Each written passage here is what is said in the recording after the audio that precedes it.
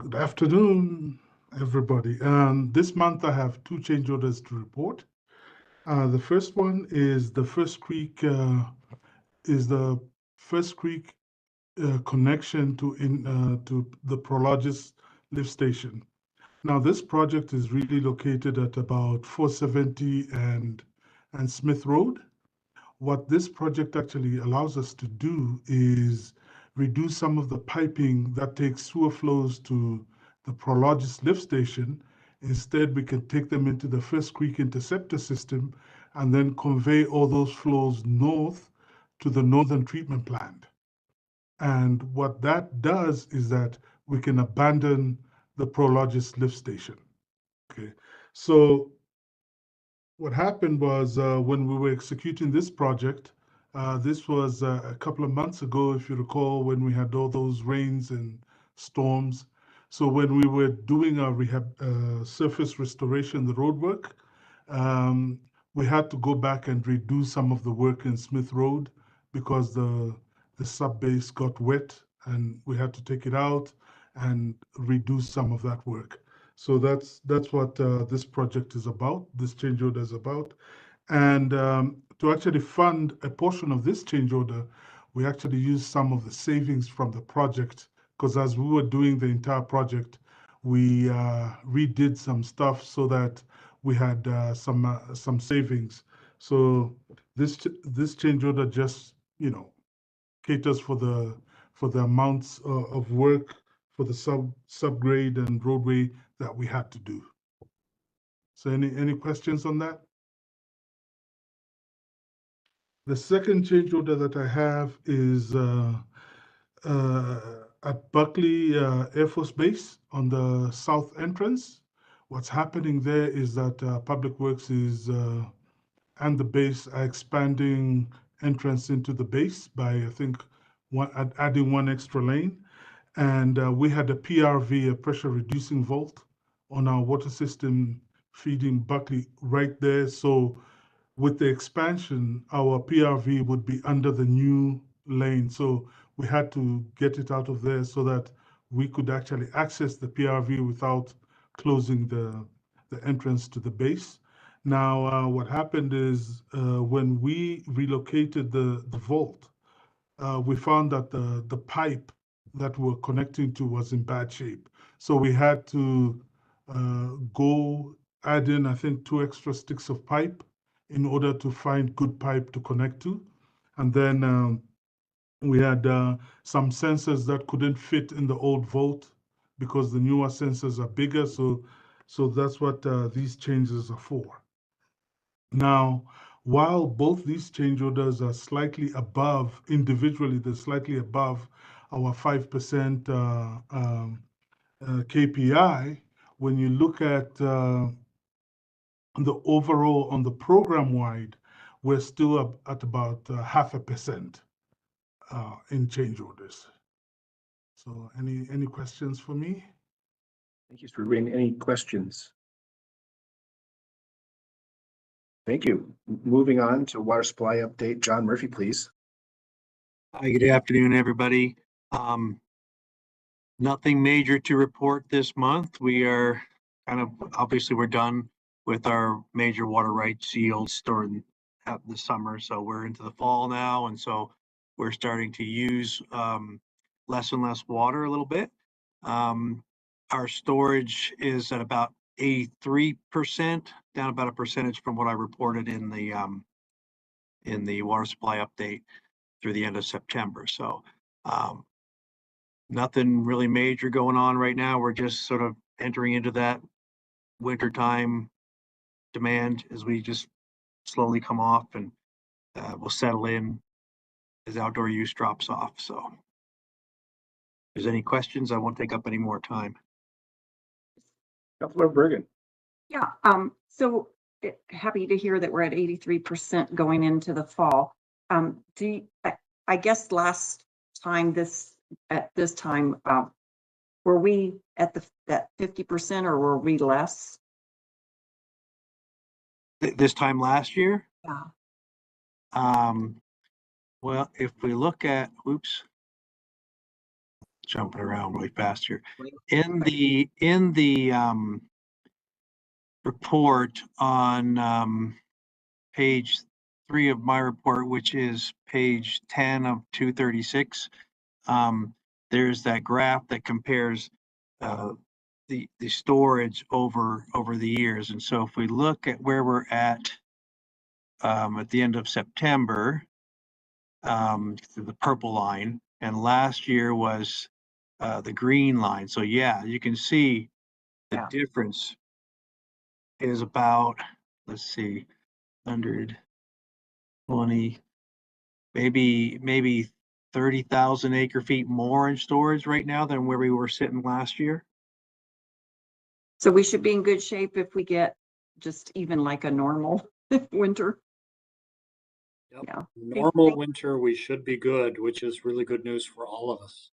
Yeah, the purple line you see is above all those other recent lines on the graph right now. So we're sitting better right now than we have been in the last 5 years. Actually, and I'm not 100% sure, but most of the last 10 years, I think we're sitting better now than most of the years.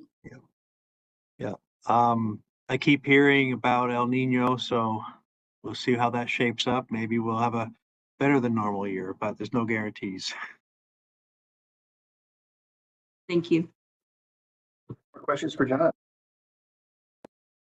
All right, thanks, John. James, take away topic 3, please. Good afternoon. Item 3 on today's agenda is the 14th Amendment to an IGA for drainage and flood control improvements for First Creek detention upstream of I-70. And I believe Sarah would like to lead this conversation. Yeah, and I was just going to jump in today because there's a little bit of history. So 14th Amendment, right? We've seen this a lot of times. For those of you who have seen this a lot of times, will have noticed that the construction costs have jumped up pretty significantly than what we had been anticipating. And I think I might be the only one in the team from James and Sam who's been around in this space for a while. So I just wanted to explain a couple of things. So the First Creek Basin, when we did the original master plan, it had identified this very large detention pond in this First Creek location by I-70 that we've been talking about for all these years. In a number of years ago, we had a conversation, kind of a sit down with Mile High Flood District. There was kind of a time where there was a kind of a process where when there was no development happening up in Northeast Aurora, that there was kind of an inclination to put large detention facilities in Northeast Aurora.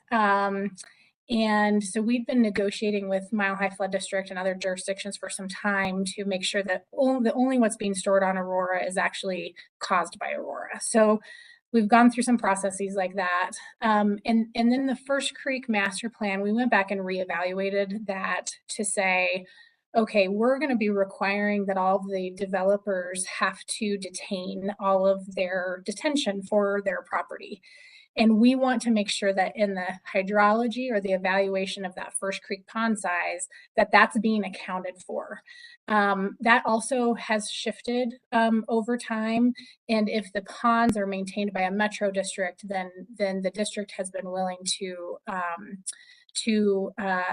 kind of use them in the hydrology and realize the detention that's happening there. So there's been a lot of processes that have been happening over the last 14 years, the renegotiations, the reevaluation of First Creek, and then we re-looked at that First Creek pond and actually shrunk it based on that evaluation. And then we went through processes to do land acquisition, and you've all been very supportive of purchasing the land for that. And we kind of did a reboot recently about, okay, I want you to finalize the schematic level design, and now we need to reevaluate what the new pond is going to cost. So the new pond is smaller than the old pond, but as you can imagine, over the last 14 years, costs have gone up pretty significantly. And so now the new construction of that pond is in the $23 million range. We've been saving up for 14 years now, and we're in the $10 million of saving plus the almost $7 million worth of land acquisition. The other thing we're starting to realize is that by saving $800,000 a year to get to a $20 million mark, it's hard to stay ahead of inflation, and it's not getting any cheaper to build this pond. So, so we just got that information in terms of the new costs and the final schematic design a couple of months ago, and that was after kind of appropriations had been approved for this amendment. So this is the same in terms of the amount of money that's being added into it, but you'll notice at the end of the commentary, there's a line that says additional larger contributions are anticipated for future amendments, because we really need to move forward on getting this project built.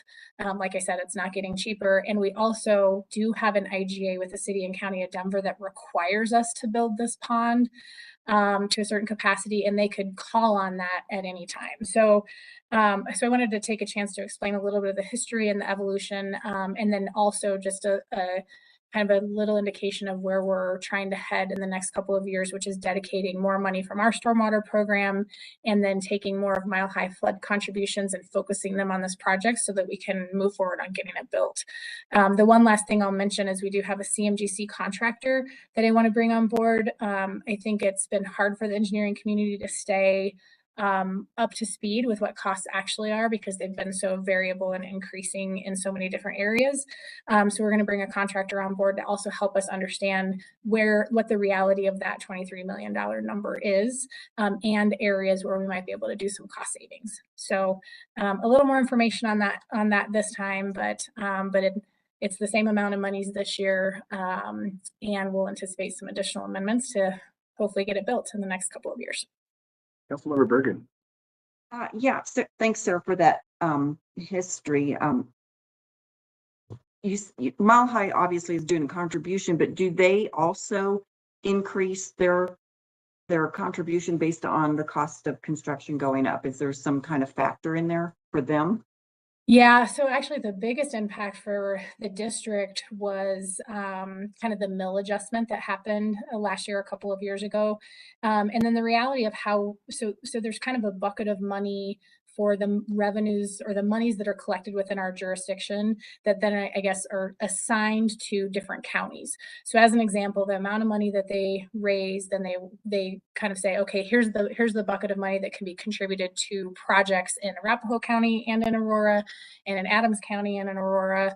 And what this will be doing is actually just shifting, instead of having them contribute to a bunch of different projects in smaller amounts, it'll be more monies in this specific project. So it's not more money per se in terms of the overall program, it's just refocusing it, because there is a requirement that there is a one-to-one cost share from Metro. So we could always contribute more than they do, but I think the most efficient use of our funds in this county is to have them dedicate the money towards this one project versus spreading it among others.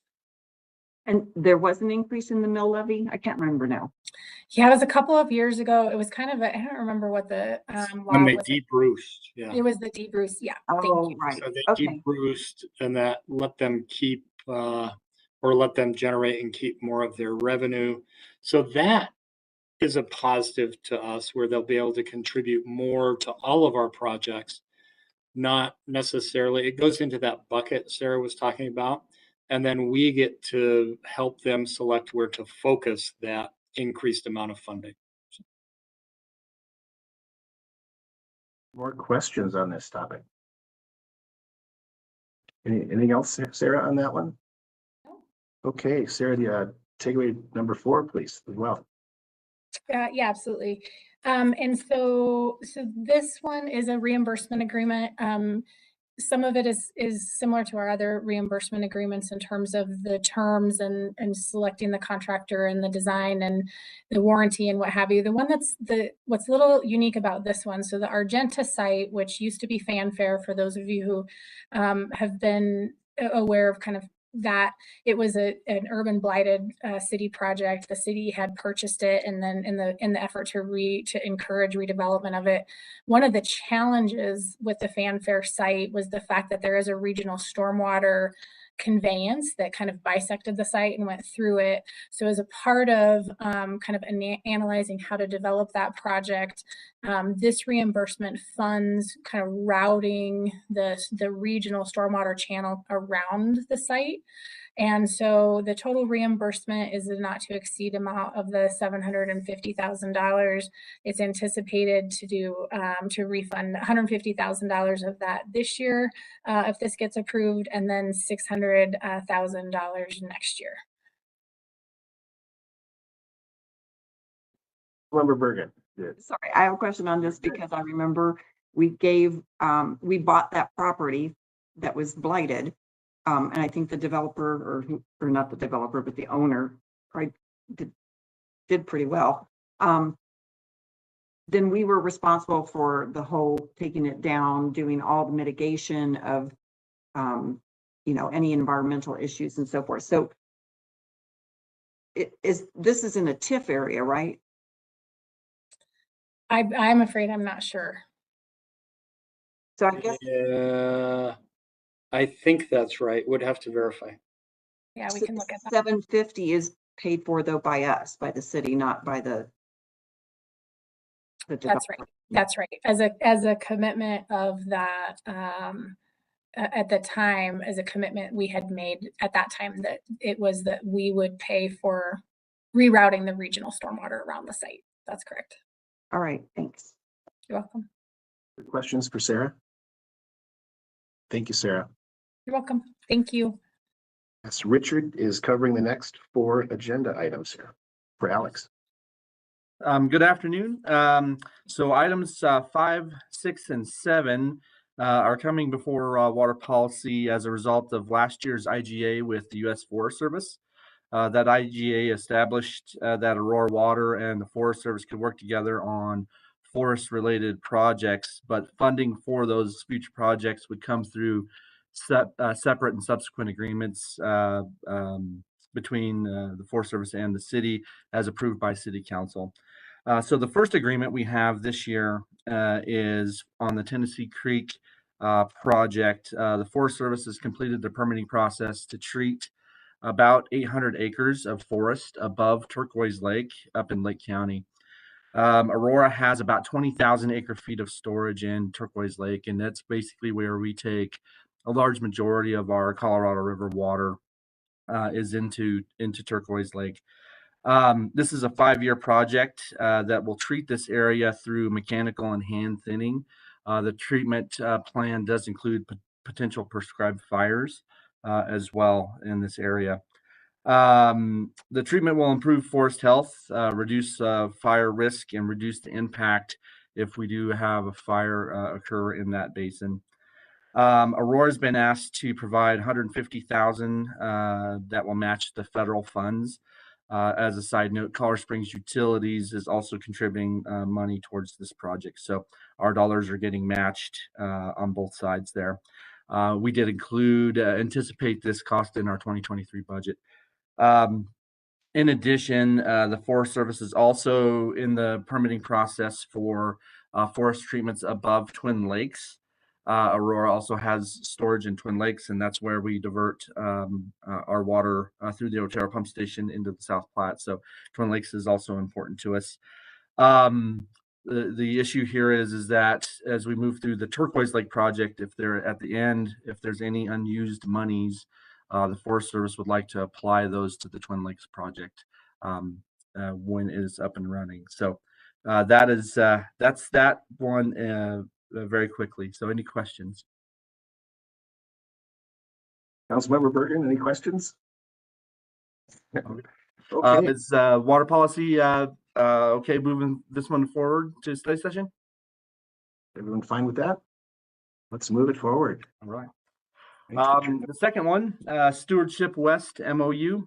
So last year, again, Aurora approved an MOU with Stewardship West to treat Forest Service lands in the North Fork of the South Platte above Strontia Springs Reservoir in the Miller Gulch area, which is just outside of Bailey.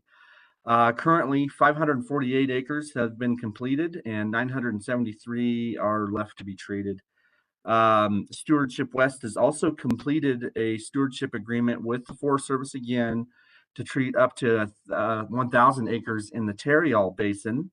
Aurora owns water rights in the Tarryall Basin as well, and this area is also above Strontia Springs Reservoir. In this area, the treatment will be mechanical and hand thinning. I do not believe any prescribed fires are included in that planned treatment there. Again, this treatment will improve forest health, reduce risk of fire, and reduce impact if we do have a fire in that basin. We've been asked to provide $100,000. Again, they had federal monies that could be matched, so our dollar turns to two for this project to finish out Miller Gulch and begin the Tarryall project. We also did include this project in the 2023 budget. So questions on that one? Any questions? All right, Richard. Okay. I'm assuming policy committee would like to move that one to study session as well. I'm fine with that. Yes. Okay. The third agreement is the Eagle River Watershed Council, MOU. Again, from the previous IGA, actually Aurora jointly owns the Homestake project with Colorado Springs Utilities, and the collection system for the Homestake project is within the National Forest System. It's in the White River. As part of the construction of the Homestake system, corrugated metal culverts were used to convey the various streams under the road so we could access our diversion. Those culverts are starting to age out, and in some cases they were undersized, and so they've had some washouts over the years. Through a grant through the National Forest Foundation, the Eagle River Watershed Council has gotten this grant, and they've been working with the U.S. Forest Service to replace these culverts with what we call AOPs, aquatic organism passages. And these could be redesigned culverts or potentially bridges. Basically, an AOP is a structure that's designed to mimic the historic natural stream bed, which will promote the movement of aquatic species, both vertebrates and invertebrates, so fish, reptiles, any bugs, anything that want to move upstream. So, and that's really going to promote overall stream health upstream. So as we remove that barrier to some species, as they move up, they improve the ecosystem above, which will ultimately reach up into our diversion area. So these passages will also be sized more appropriately to handle the higher flows. And again, the goal is to really work on the bottoms of these such that during lower flow periods, animals and bugs can move upstream. So we've been asked to provide $75,000 in 2023 and also $75,000 in 2024. And basically that's enough to pay for one crossing. Colorado Springs Utilities did the first crossing that was done a couple years ago, and to kind of keep things in balance, Aurora is going to would do this crossing here. So again, we did include these funds in the 2023 and in the 2024 budget. So, questions on that one? No questions. Is this something we need to approve to move forward, or just information? Yes, please. Oh. Anyone oppose moving this forward? All right, it moves forward. All right. Thank you. All right, you're almost done with me. Last one here. Great. So You're doing the great. last item is the U.S. Forest Service Land Exchange Agreement, collection agreement. So Aurora is continuing to work on and develop the Box Creek Reservoir, which is located in the Upper Arkansas Basin near Leadville. The site includes federal lands, which are held by the U.S. Forest Service. They're kind of separated lands from the reservoir's kind of down in the bottom, and the forested areas are a little bit further to the west. So they're kind of out of place.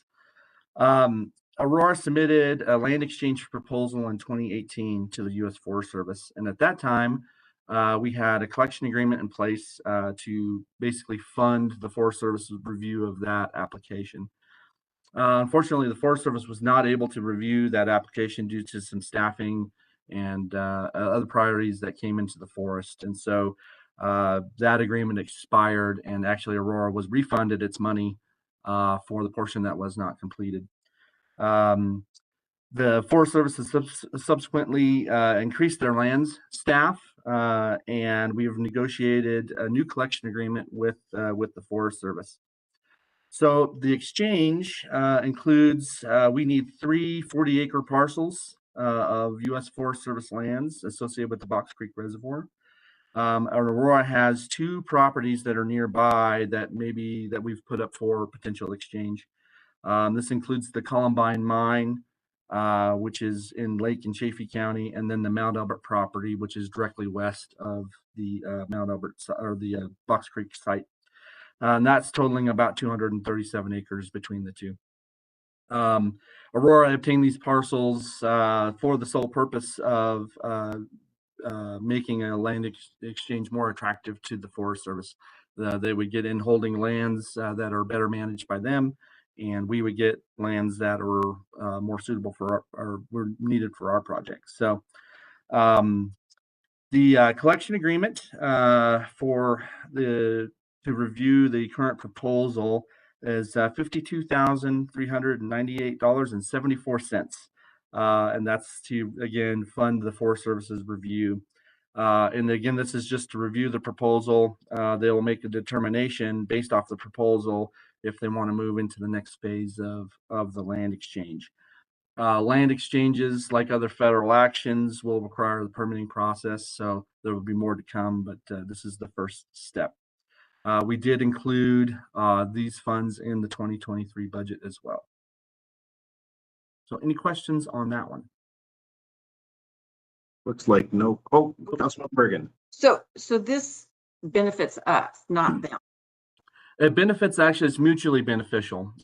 So we would need lands to develop the Box Creek Reservoir. We own majority of the lands, but not the federal lands that surround it. And so if we were to trade, we would get those that'd be 120 acres, those 3 40-acre parcels, and we would give them the Columbine Mine location and the Mount Albert property, which are in holdings in the National Forest. So they're kind of the hole in the donut. If you look at maps of the National Forest, these are private lands that are within the middle of the National Forest. So they benefit them by closing that and putting those lands under their management so that they can manage that area the same way they do the forest around it. So why don't they pay half of the 52,000? We are funding, so the 52,000 is to fund the Forest Service staff time to actually review the proposal. Right, but they're benefiting as equally, it sounded like. So if I might, I hear what you're saying, and it would be nice if they would share costs appropriately, and I think they do.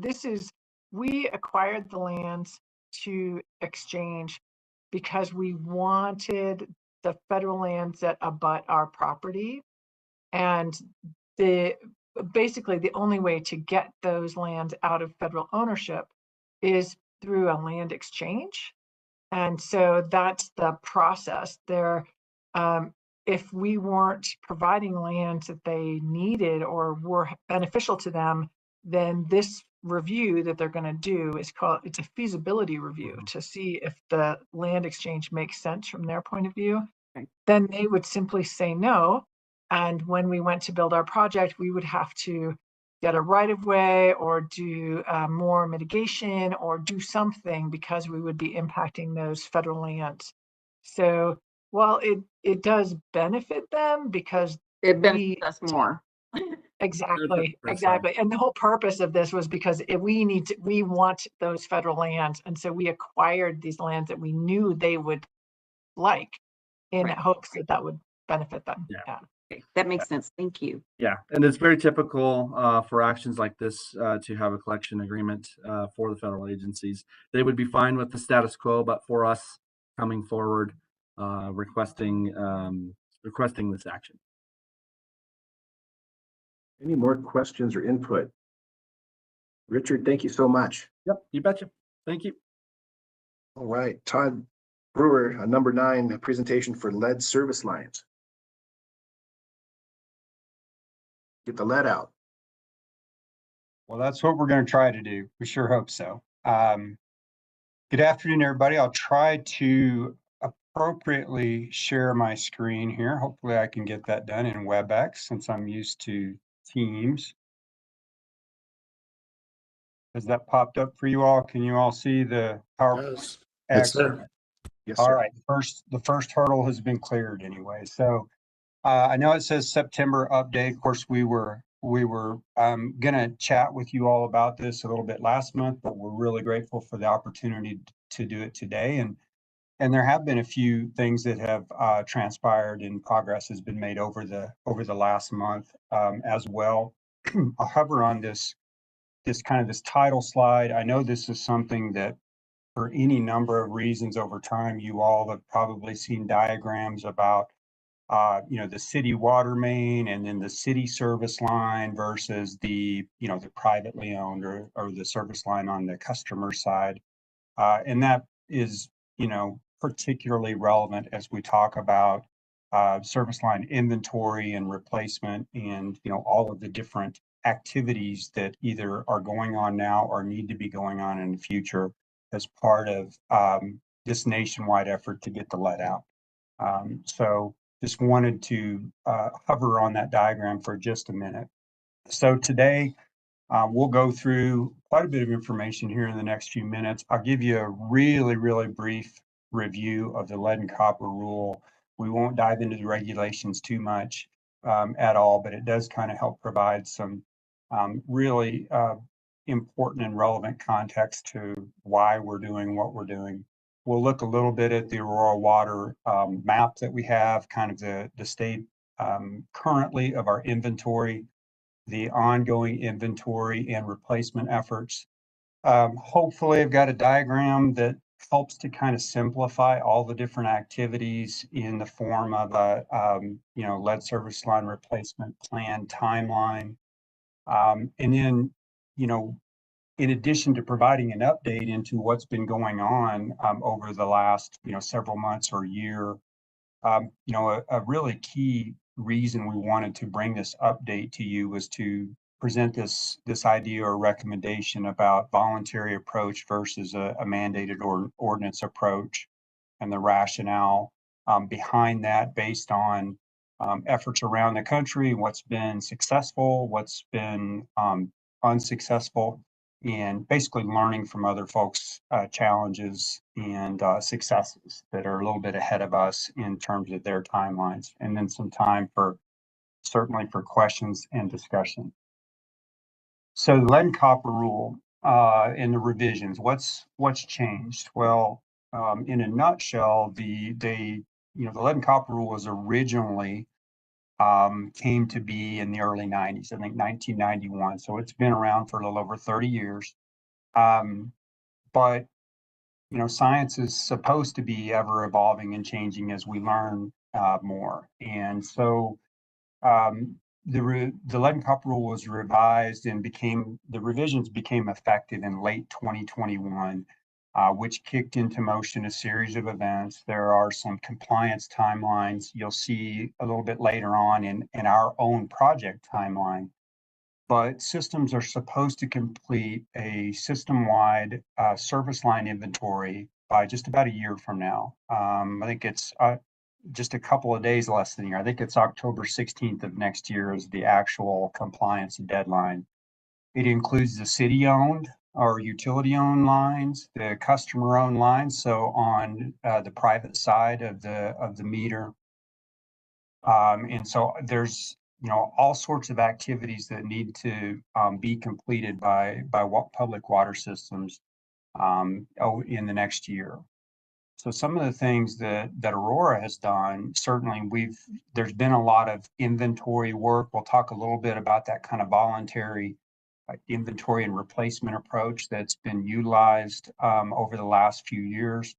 What we've found in those efforts in Aurora is that the highest likelihood of finding lead is in homes that were constructed in 1953 and prior, so 1953 and older.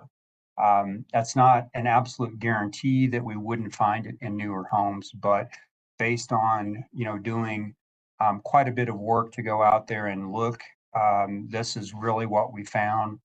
In discussions with the state or CDPHE, and even more recently, as they've really kind of, I would say, solidified their guidance for systems on how they go out and inventory their systems. They've decided that the cutoff date is 1960 in Colorado.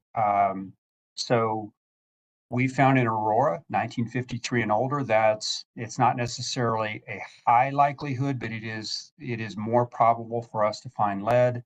We still need to look in homes that are in that age range, 1954 to 59. And there's really been no evidence to support finding lead in homes 1960 and newer. And that's really statewide. And that's coming from this recently kind of finalized guidance from CDPHE. In addition to doing this inventory work by a year from now, we also have to present to the state this service line replacement plan. So essentially, here's what we found and here's what we're going to do about it. And those are due in 12 months' time. There's also this, believe me, it may not feel like it right now, but this is a boiled down version of all the different requirements of the rule. There are plenty of public education and outreach requirements so that hopefully our consuming public has, we continue to earn their trust. They understand why we're doing this and why we're trying to inventory and get the lead out of the system. For just a minute or two, I mentioned early in this slide that the lead and copper rule has been around for now a little over 30 years. The entirety of that time, it's important to, in my opinion, emphasize that Aurora Water's been in compliance with the lead and copper rule for the entire, duration over those 3+ decades. Now, we have learned an awful lot in our efforts in comparing with other utilities around the country and even here in the Front Range that for one reason or another may be further along in their efforts than us. Certainly, our neighbors in Denver Water, we are comparing notes with them. There are similarities. There are quite a few differences in their situation. So it's very valuable, but it's also important for all of us to remember that it's not a direct apples to apples comparison. But we are learning a lot from what's working in their approach and some challenges that they faced. But we at Aurora Water have been in compliance with the lead and copper rule for the entire 30+ years that the rule has been in existence. So kind of segueing over, and I know this is a lot of colors, and this is essentially, this is the state of our current service line inventory. What we have found, fortunately, we've got folks that are really the heart of the lead team, so to speak, that are also on this call. They can save me if I get too far afield or unintentionally misrepresent something. But really, we're talking almost exclusively about original Aurora. That's where we find the highest likelihood of lead. We find these homes that were constructed in the age range that I referred to earlier. And I think I've got a slide here in just a second where I talk about some of the previous inventory efforts.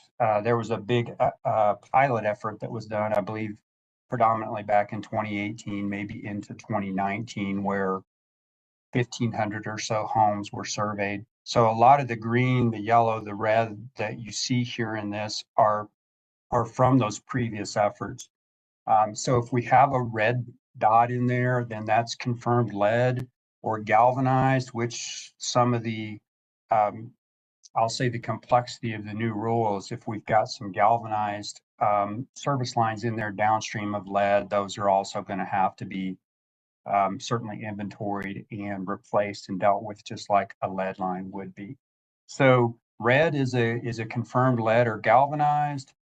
Yellow is a potential based on the age of the structure or the home. Green right now represents properties that are built in that 1954 to 1959 or 60. They're still going to need to be looked at, but this is just graphically shows you what section of town, original Aurora, where our efforts are, at least for right now, almost exclusively focused. So I've already kind of had a couple of spoilers in my commentary, but what have we done so far?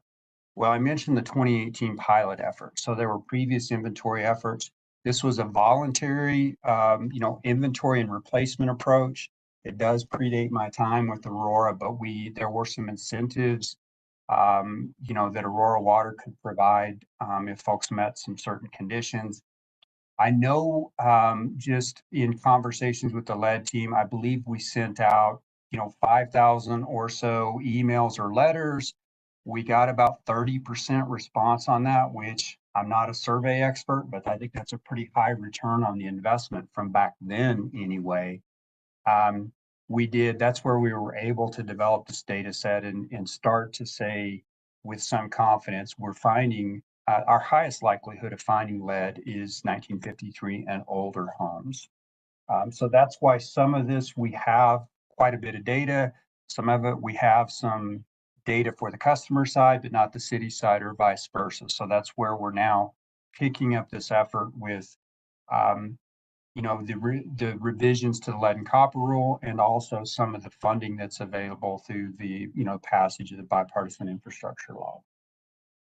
Additionally, we've developed a consent form, essentially a waiver of liability. We've had our risk folks and our friends in the city attorney's office review that and help us get it into a final form that allows Aurora Water and its contractors to access private property both inside and outside the home, all in an effort to facilitate the identification and replacement of lead service lines. So we're completing the inventory as we're required to do, and also identifying anything that may need replacement as well.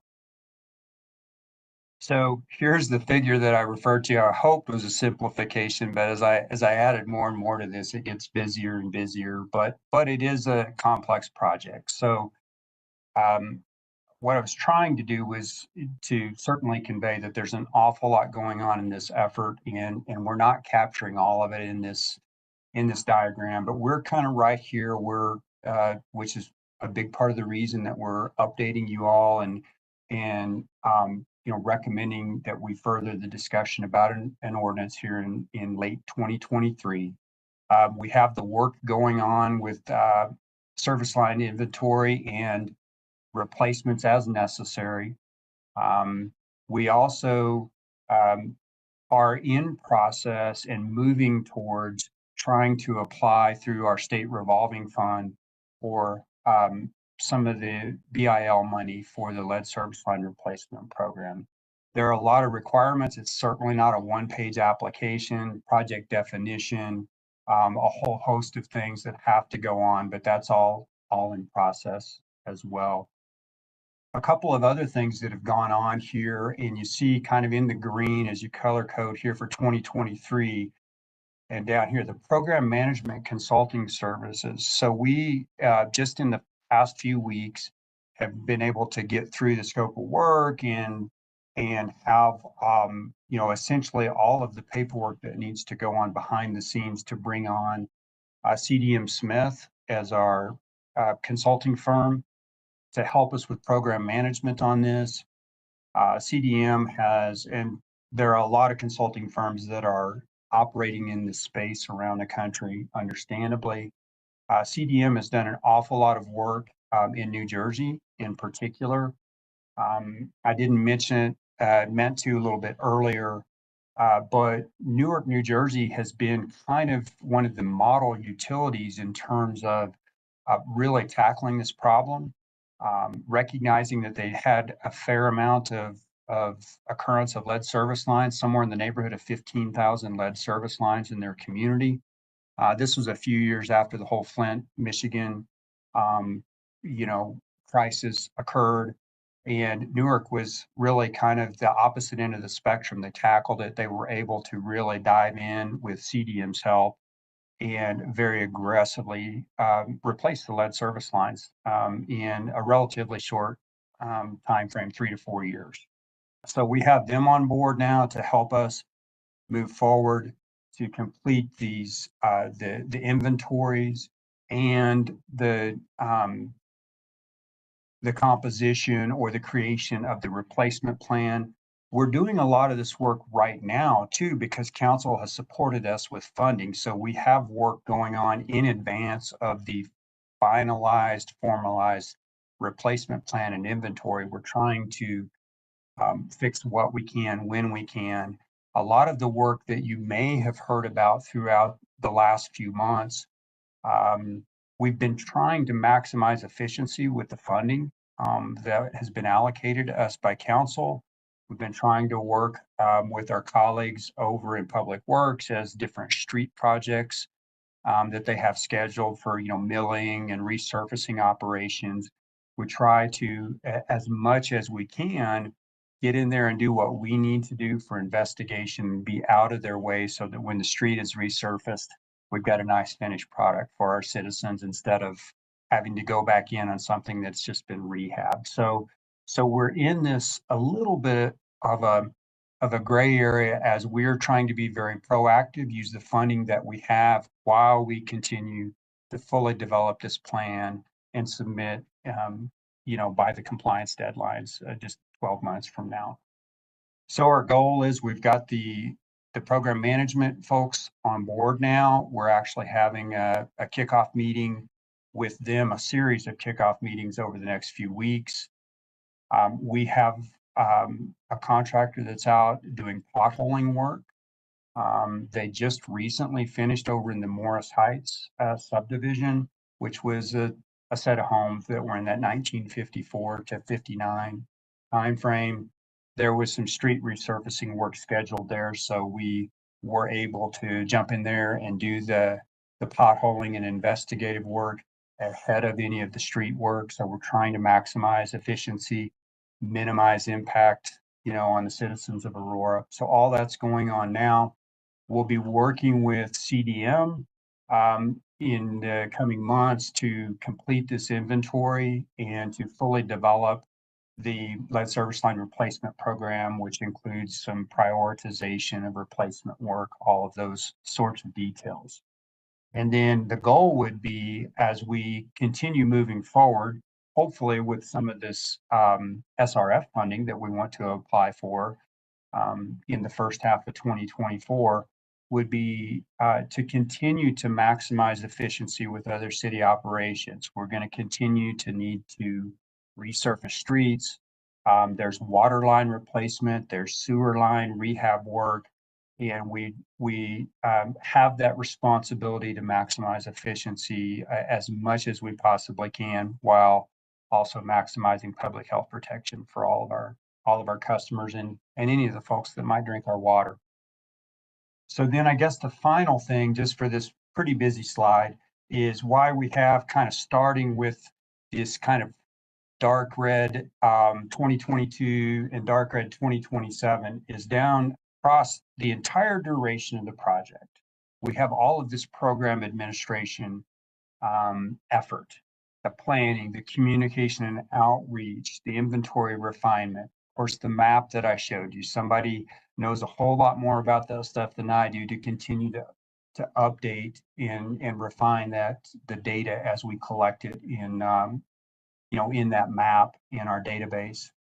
The acquisition of owner consent so that we do, or our contractors have the ability to do their due diligence and go on to the private property for, the inventory data collection, pitcher filter distribution, water testing. So this is something that will continue to go on across the entire duration of the project. So this is conceptual, and but we're very committed to relentlessly protecting public health for the citizens of Aurora.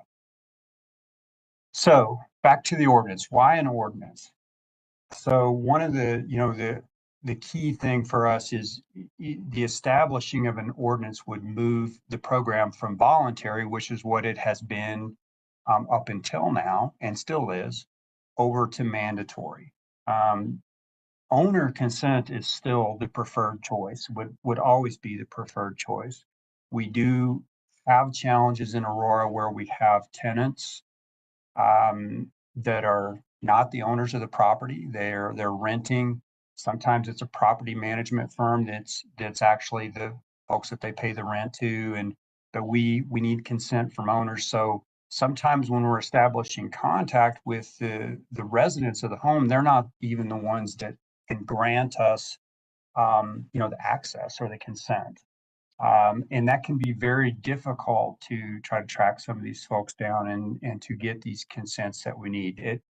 It hasn't been a widespread issue, but we're certainly committed to protecting public health of all. Okay. So this ordinance could, depending on how it's crafted, allow Aurora Water to access private property to protect public health. So some supporting rationale. Sorry for the text-heavy slide here, but just a couple of key points. Voluntary programs have been, to date, have been unsuccessful in achieving 100% compliance. And I'm not pointing fingers. We're just learning lessons from folks that have tried this. Pittsburgh, Providence, even Denver. They do get a lot of participation, but if the goal is to get 100% compliance, to get all of the lead out of the system, voluntary programs have been unsuccessful in that regard. Newark's ordinance, and again, I mentioned them earlier, Newark has been kind of a model utility for a lot of systems to look at because they were so successful in really replacing around 15,000 lead service lines in their community in just about 3 years' time. Their ordinance required participation in Newark's lead service line replacement program, and it enabled things to happen in that time frame. A lot of the voluntary programs around the country have kind of stalled out somewhere in that maybe 70 to 80% participation range, and there's still a significant portion that just don't take the opportunity. So several programs around the country started as voluntary, and because of some of the things that I'm describing to you now, ultimately converted to a mandatory program through ordinance. Newark's one, Pittsburgh, DC Water, so Washington, DC, Detroit, several municipalities in New Jersey ultimately switched over to a mandatory or ordinance-driven program to expedite the participation in the program and ultimately their time frame for completion of the replacement. So on the right-hand side of this slide, some of the upside of a mandatory program, you see increased efficiency, lower replacement costs. It allows for more pre-planning block by block. And as we're working with our potholing contractor, who also can do replacements, certainly having work lined out for them on a block by block or street by street basis, as opposed to kind of piecemealing and hopscotching around, supports efficiency, it supports lower cost and an expedited timeline for completion of the project. Higher participation rates around the country in mandatory programs, greater than 90%, or in some cases, all but equaling 100%. Mandatory programs, from our conversations with CDM Smith and a review around the country, the mandatory replacement approach is more likely to receive grant or principal forgiveness for work in disadvantaged communities. And personally, for me, the end result, more overall replacements because you are getting a higher participation rate. You're really getting everybody that you can. So in the box inset there, we're suggesting that with this approach, customers would be required to have their lead service line replaced either by the utility or the contractor or on their own, but within an established time frame. And I'll contrast those just a little bit further in a subsequent slide. And then you see the quote down there in the lower left, and this is from a memorandum communication from CDM Smith to us as we had some initial conversations with them about a voluntary versus a mandatory approach. They say if Aurora Water's goal is to remove all lead service lines and galvanize requiring replacement, a mandatory approach is strongly recommended. So that's kind of where the data is leading us in the efforts around the country. If we really want to try to reach as many folks as we can, the mandatory approach is strongly recommended. So there's a couple of different ways that at least have been discussed and presented to us, and the couple of key options that I say recommended, I would say the staff recommended options for a mandated ordinance. Option one would be that all lead service lines are illegal, and this ordinance could establish that lead and galvanized requiring replacement. These service lines are illegal in the city of Aurora, and that they have to be replaced by a particular date or schedule. Doesn't say exactly how or by who, but they would be illegal and they need to be replaced. The second way would be requiring participation in Aurora's lead service line replacement program. Define that the property owner has to participate in our program, and it's more prescriptive based on discussions, at least at this stage, with the consulting firm, and again looking at the way that this is kind of unfolded in other communities around the country. Sorry, lost my mouse there for a second. The one that I would say emphasize recommendation would be that all lead service lines are illegal. I would anticipate that as we have a lengthier or more in-depth discussion about this, perhaps in study session, that this would be something that we'd spend some time talking about. But where I'm at, or what we're recommending based on these conversations with the consultant, would be this option one, as opposed to requiring absolute participation in Aurora's lead service line replacement program. Some of the potential consequences, and not all of these have necessarily been enacted, by any one municipality around the country, but these are examples, and we have seen these been utilized.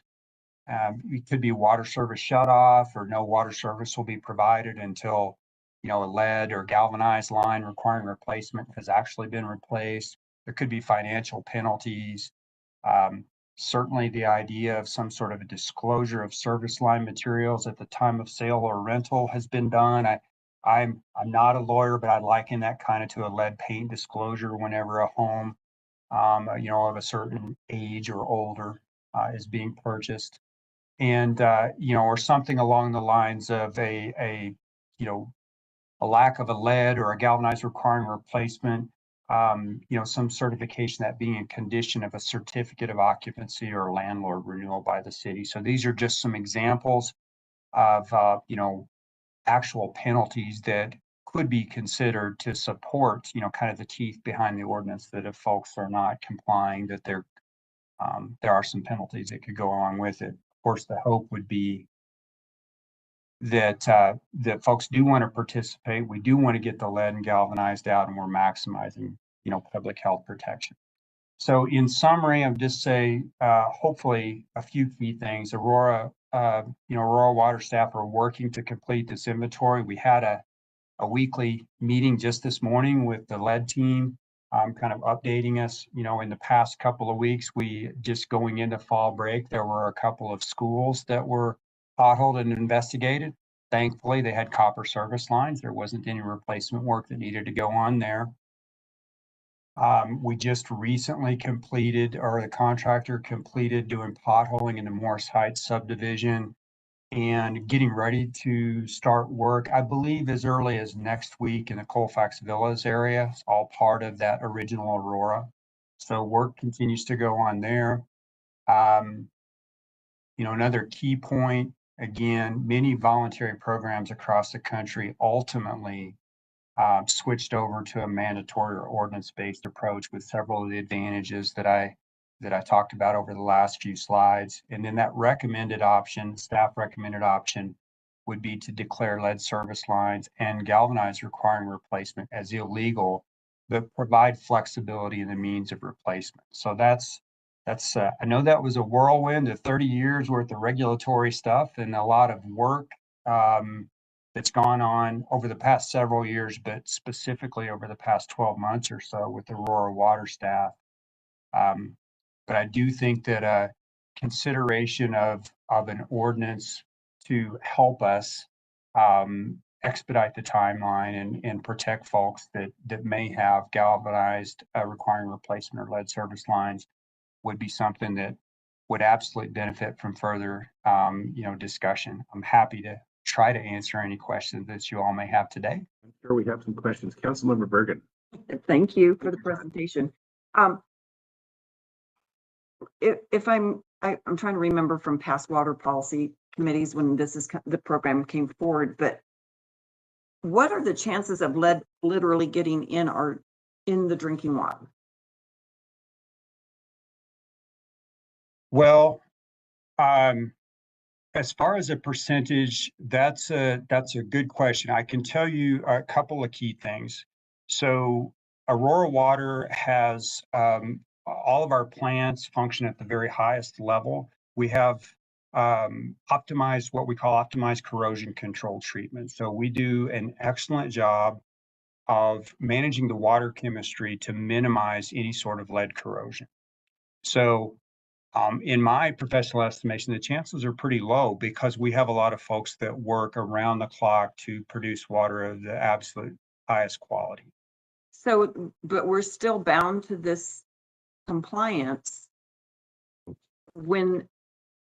nobody wants lead, obviously, in their pipes or anything, but we were in mitigation for this. Weren't we doing something maybe that's what you're referring to, what we put in the pipes to mitigate that from leaking? Sure. Yes. Yes is the short answer to your question. That's what the corrosion control treatment, whether it's some of the water quality parameters, the pH or the things that help to keep the lead on the pipe and not to have corrosion and have lead in the water. Aurora has, as I mentioned, over the entire duration of the lead and copper rule, Aurora has been in compliance. Now, for any community, and especially one like Aurora that has all kinds of construction and activity and street resurfacing, there are things that can happen that could overcome some of the corrosion control. Somebody may be busting up a street so that the street can be repaved. Some of those sorts of things that are beyond a utility's control. And this is some of the work that Denver Water did, where they didn't want to go down this pathway of the corrosion control. They would rather just remove all of the lead. And there's a whole other, there are other factors to consider there. But the chances in Aurora in a very well-managed utility are really low, but there are things beyond our control, especially in a city the size of Aurora with as much growth and construction and all of those sorts of things. So the safest way, ultimately, science has determined, the regulatory community has determined, is just to get the lead out. So the potential for that to enter the water is just not there. If you get it out of the outside line, then the inside line still has potential for leakage. So it's not like you can do one and it'll take care of the other. Correct. And that's really, you get into the premise plumbing and the private, ownership of the home, that sort of a thing. But the lead and copper rule, as I understand it, certainly we have a responsibility. Again, I'm not a lawyer, but we essentially have a responsibility up to where the shutoff valve or where the water line enters the house, but not all of the premise plumbing within the house. Okay. So, and if the person doesn't want this done, by putting in even option 1 where lead lines are illegal, what are the consequences for the homeowner? Well, this is the ordinance would be related to the service line, not the premise plumbing. Okay. Just the service line, the parts that are, and I hope I'm not interrupting. I know Marshall wanted to say something there, but the lead and copper rule deals with the service line, essentially up to the point of entry into the home, not the premise plumbing or what the owner may or may not choose to do with their premise plumbing and their plumbing inside the house. Okay, that helps a lot. Thank you.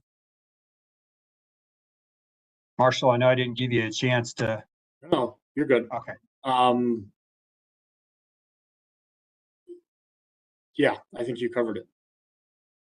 Todd, what are some cost estimates? I know that they would range, of course, based on length and depth of service lines for someone, an elderly couple living in an older home like that. what kind of costs are we looking at for replacing those things? You mean for the service line? Yes. Service line, I would say as a rough estimate, and like you mentioned, it can vary, but I would say on the order from the main to the house in the range of about $10,000 a service line. There is some economy of scale. It could be a little bit lower in some places, but it's in that range of $8,000 to $10,000 for the service line replacement from the city main all the way to the house. Thank you. And I'm sorry if I missed this, but is there some government subsidy available for assistance with this for residents? There is the bipartisan infrastructure law is there's quite a bit of funding there, and that has and there was more than $50 billion of funding for water utilities in the BIL, but a specific subset of that, about $15 billion, was specifically earmarked for lead service line replacement around the country. That has been allocated to the states. I believe Colorado's portion of that is somewhere in the range of $300 to $400 million to spread out for the utilities in Colorado. And so that's part of that, the funding. I said, our goal would be to present an application package to the state regulatory folks that have the authority over that in the first part of 2024. And that could help a resident partially or fully the replacement? Well, okay. Yep. So we have already in our budget over $10 million that council approved to let us bear the cost of these lead service line replacements. And we're pursuing the grant opportunities to match that. So the authority that Todd was talking about creating will create, the intent with that is to create the ability for us to declare this a public health issue and go on to private property and replace the lead service lines for them, or to bear the cost again with our budgeting and pursuing the grant, so the customers are not bearing any of this cost. So that's what we've tried to set up and what we're pursuing through the grant opportunities. So it's not going to affect customers. Gotcha. Councilmember Bergan. Yeah, so I know that we budgeted that, but we don't want to spend that if the state will give us three to 400 million. So the state We've can't give us 300 to 5,000 400. homes. Yeah. So we will have to match 50%. Oh, you have to match. Yeah, so we'll be on the hook for 50% of the costs if we get the grant. But the grants, we're estimating that our total, the number of lead service lines we have, et cetera, shouldn't be much over maybe $12 million. So we hope we don't have to spend the entire amount that we put in the budget.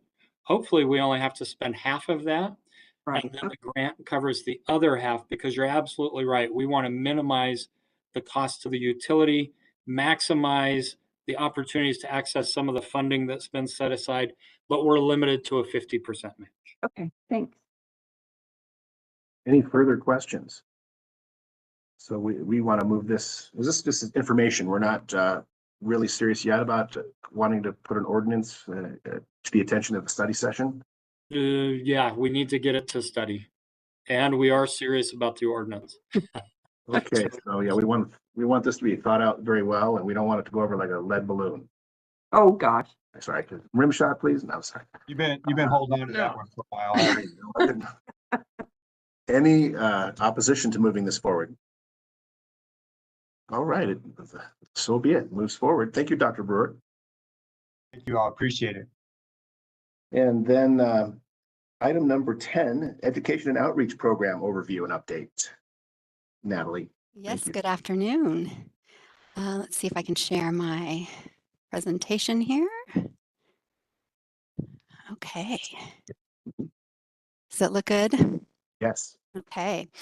Well, good afternoon. Now for something completely different. I wanted to provide for you all today an update on our education and outreach programs, maybe a little history about them and what we're currently doing, kind of an overview of what we were able to do last school year. So thanks for the opportunity. If you didn't know, Aurora Water, we have an environmental education and outreach team because we continue to put emphasis on the importance of water education. And although we've been doing education programs in our schools and our community since the early 1990s, in 2018, we officially established our environmental education and outreach team within the Public Affairs Division of the utility. So this is becoming more common, but when we started with an official team, we were very unique to water utilities in Colorado to have a group focused on education in the community. So we're really excited and proud about that. Our education and outreach programs fall into 4 different main categories, and I'll just try to touch on each one of those today, hopefully before we run out of time. We have programs related to youth education, professional development workshops for teachers. We have our pipeline careers in water work, and also community education and outreach focused activities. So we'll start with youth education.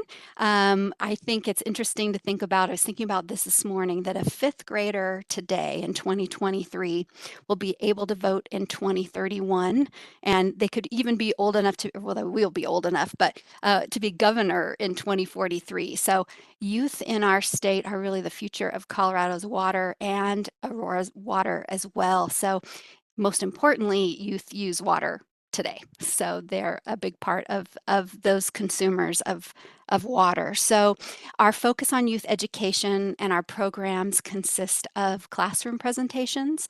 We do assembly presentations either for an entire grade level at a school or sometimes the entire school.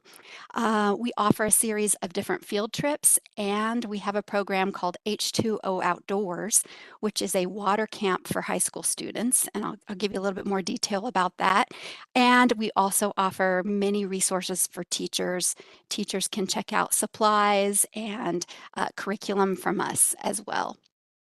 So I just wanted to let you know a lot of what we do is based on a national or actual global program called Project WET.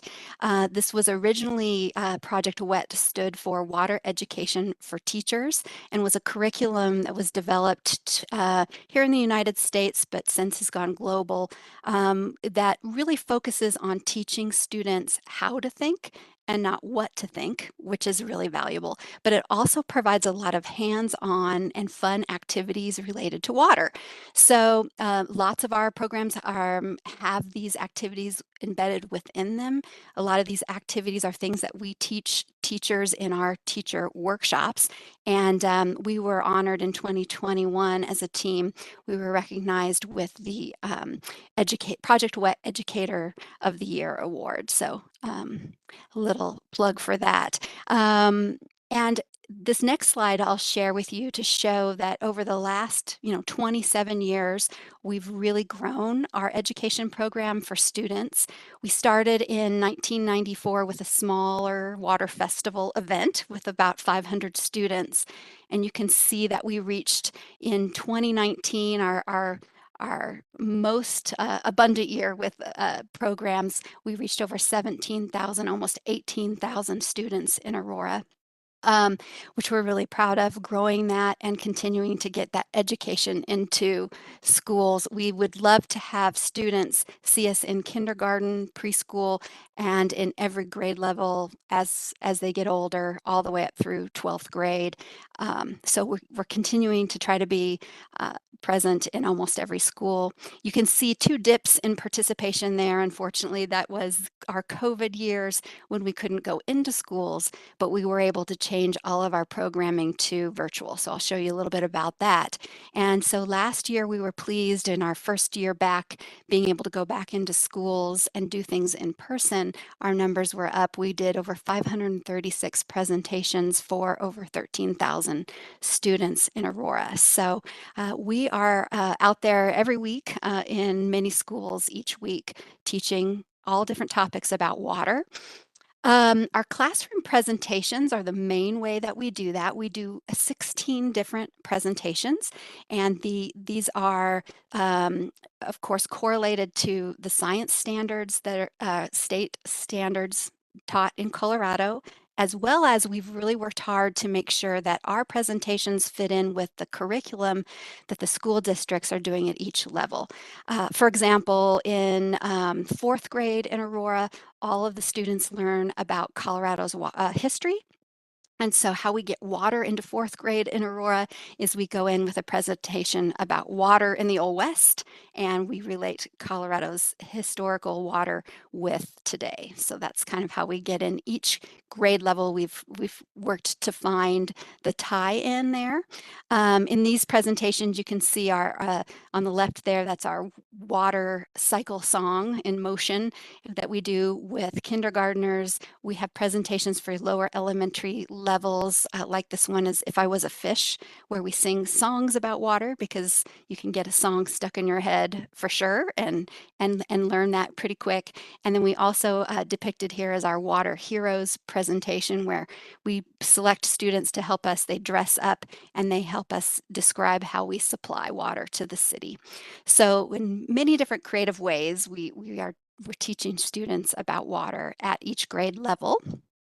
In 2020, we had the challenge to figure out how to do these programs for our students in Aurora virtually. And we came up with some pretty unique and different ways to do that. One, we set up a studio in one of our offices. And so we got really good at doing all the different meeting platforms and joining classes virtually, whether the students were at home or at school, and they couldn't come in as guests.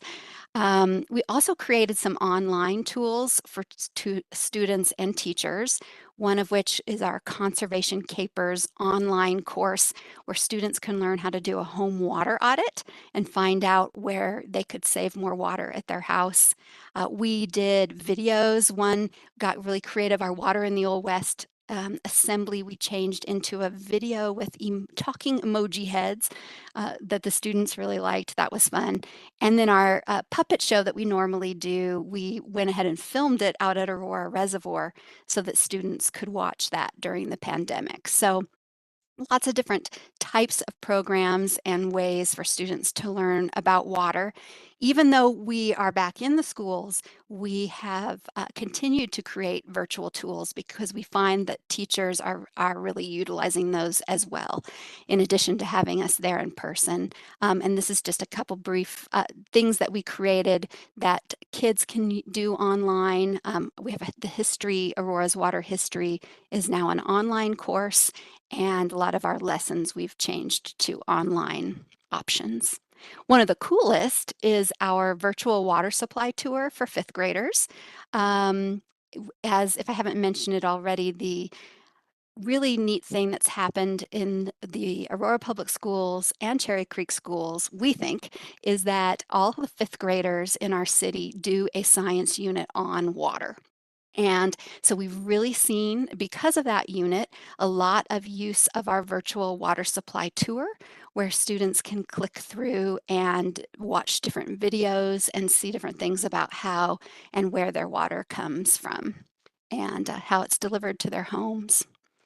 Another cool program that was just implemented this last school year is our Watershed Pen Pals program. And this is a partnership. We work to foster a lot of programs in partnership with other organizations. We're very involved with the Colorado Alliance for Environmental Education, and then specifically the Water Educator Network with Water Education Colorado are two organizations where we find a lot of networking and ability to work with other partners. And this Pen Pals program began. It's a partnership with the Roaring Fork Conservancy District and Roaring Fork Schools. And basically, we worked to set up a pen pal actual writing of letters from two fifth grade groups, one in Aurora and one in Basalt, and about 100 students participated, and they learned about their own water. They also learned about the water in the opposite place, and then they were to write to their pen pals with some water prompts. Like the first one was, what is your favorite way to use water? And so they learned a lot. They learned how to write letters. They mailed those to each other. And then at the end, it was really surprising how nervous and excited they were to meet their pen pals virtually. So we are excited about that program, and it actually did just win an award last month for an innovative environmental education program from that Colorado Alliance for Environmental Education group. So we're proud of that one as well. This slide just shows the range of different presentations that we do in the schools and kind of goes into the diversity of different things that we do. We also have some cool leave behinds in each instance with different presentations, including activity booklets, water conservation tools like shower timers, and other fun things to have kids remember us forever, hopefully. Then we also, in addition to our classroom programs, we do a series of 3 different school assemblies.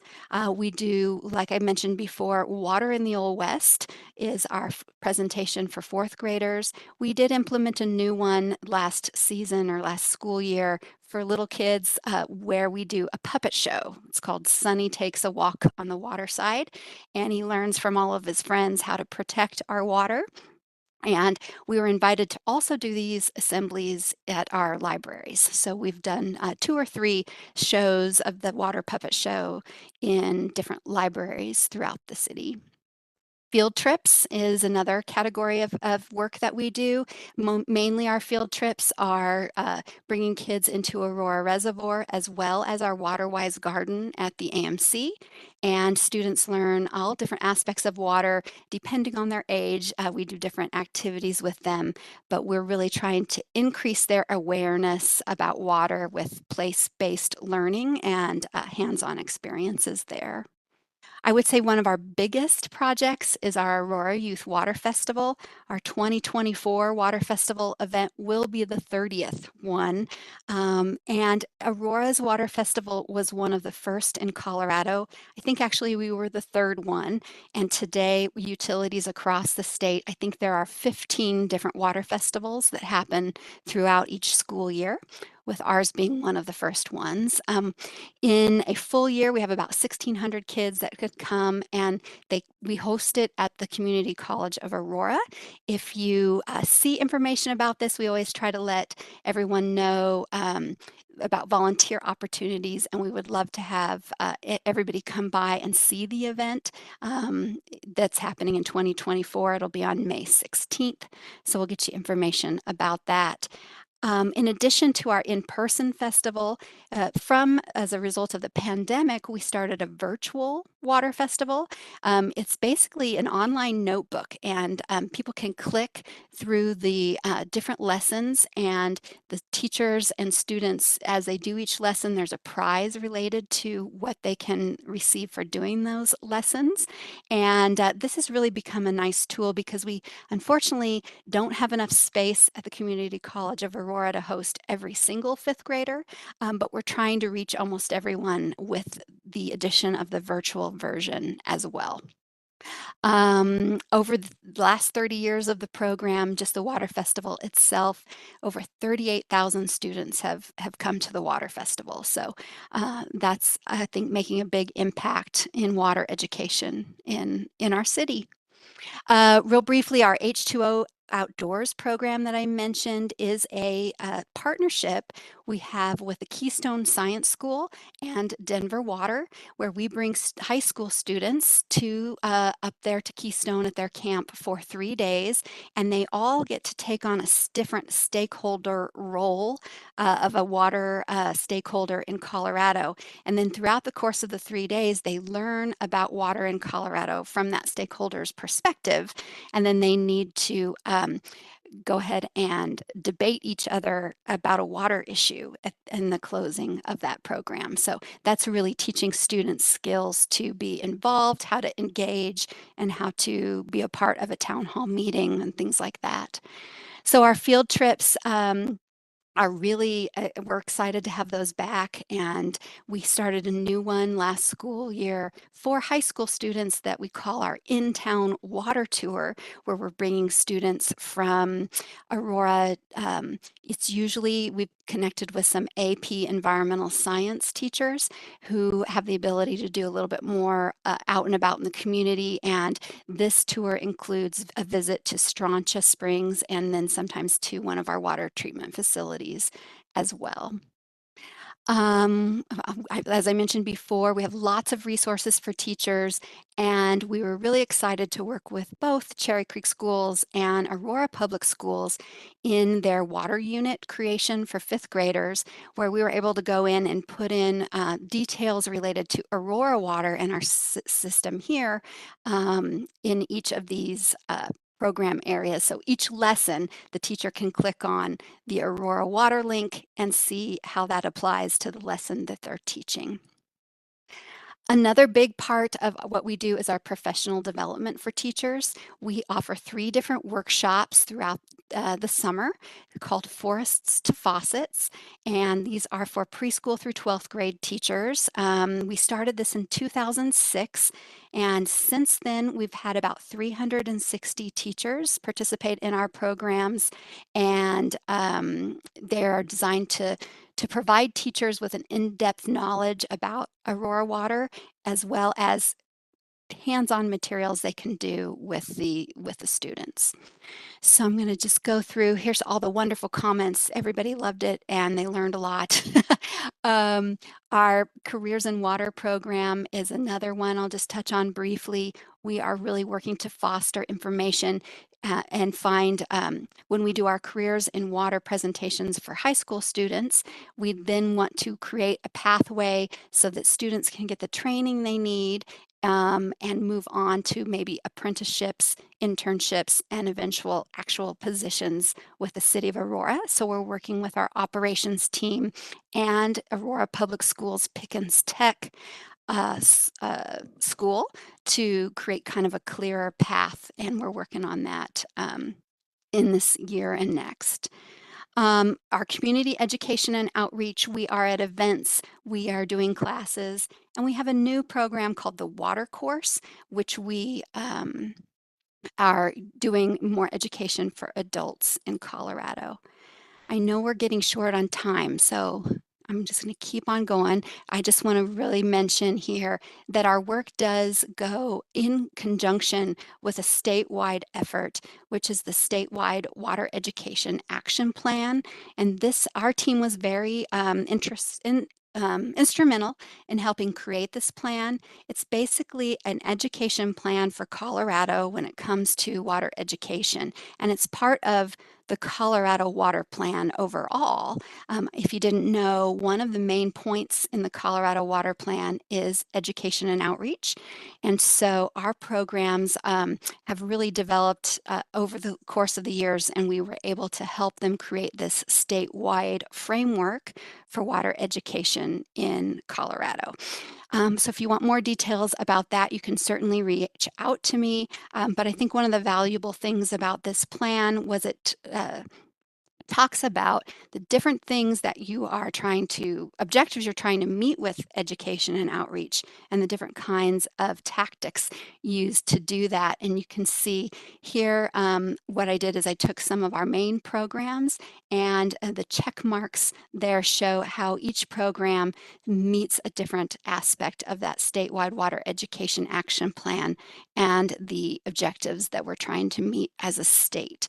So we're really proud to to be on the forefront of education in Colorado when it comes to water. Just in summary, our school year this last year was really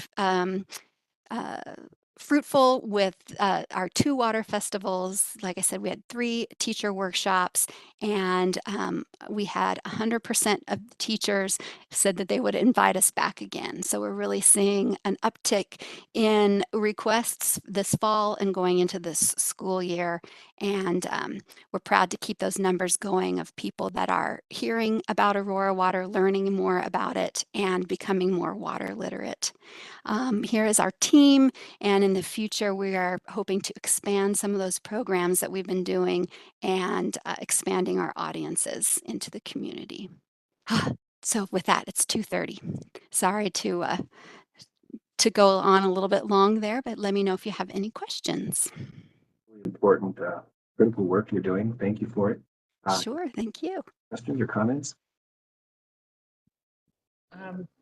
Yes, Yes. Councilmember Sundberg. Yes, please. So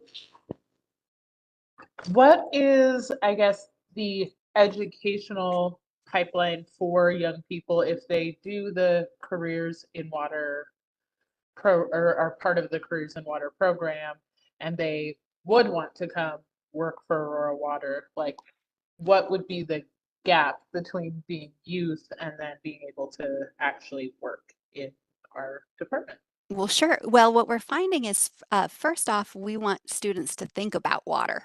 You know, when we go and we speak in high schools, a lot of students are really aware of lots of the different technical aspects they could do if they didn't go on to college per se, but they might not always have water there on the forefront of their mind. So we're trying to work on that and get kids excited about the opportunities they could go into with water. What we're working with the Pickens Tech program would be that students who are in high school would do a Pickens Tech program that what we're finding is a lot of the folks that we need at the water department are learning those kinds of skills at Pickens Tech anyways. And so we want to have a pilot program, hopefully starting in the next little bit here, where students would go to Pickens Tech and then they could come and do an apprenticeship here at Aurora Water, which would be a paid position. So we kind of want to try to make that an easy progression and have a group of students who we could interview for those types of positions. So it's really an awareness thing, and then also trying to create more opportunities for students in Aurora through our community colleges here, and just have them have the awareness that these jobs are available. Awesome. That answered your Any question. further questions or comments? I was wondering on the puppet show out there at the reservoir if Greg Baker was able to lend a character voice to one of the puppets. Did you get involved in it? We did recruit a few folks who have different voice cameos in the puppet show. Greg did not get to participate. They in didn't that. ask me, Steve. Sorry. All right. Well, thank you so much. That's super important to educate the youth about the importance of water and conservation and reaching thousands. Nice job. Nicely done. Very good. Thank you. Fantastic. Here we are, miscellaneous matters for consideration. Anybody have something there? I was just gonna briefly mention tomorrow we have the ribbon cutting out at the new seam facility. Hoping to see all 3 of you there. It looks like we may have lost Councilwoman Bergan. She had to jump off, yes. Bummer. I think she's planning on coming, but looking forward to that event. We are almost moved in completely. Most people are out here. We're just kind of finishing moving in. So we're excited for that tomorrow. Congratulations on that. Anything else? Nope. I had the opportunity to go to Scientific yesterday, a 50-year-old company that provides sod to yards. And I'll probably talk more with Tim York and the forestry department pros, but I got to see the Tahoma 31 engineered Bermuda grass as it's laid up front next to some other grasses. That grass is in the LA Coliseum, about 7 NFL stadiums now, Churchill Downs. So guess where else it is? Let's see, where else in our city? The SEAM facility, are you going to be out here tomorrow? You know, I've toured the facility. Yep. Is that rectangular patch of grass in the middle? Yep. Okay, I guess 60% less water usage, and you don't want to overwater it. Yeah. Well, that's cool. Cool. I hope it grows well. And we Yeah, so far it's looking pretty good. We'll see how it does, obviously, through the winter, and we're excited about those possibilities. Pros also, I don't know if you had a chance to visit with John Weslowski or not, but Pros has installed it. Okay. Yeah, Pros has installed it in a couple of facilities of theirs as well, a couple of parks. So at least one. Interesting to learn more about how it's holding up. Yeah, very promising, we think. So yes, cool, fantastic. Next meeting looks like November 22nd, the typical third Wednesday of the month. And that's all I have. Thank you, everyone, for being here today. Enjoy the rest of your Wednesday. Thank you. Thank you. Thank you. Bye, everyone. Thank you.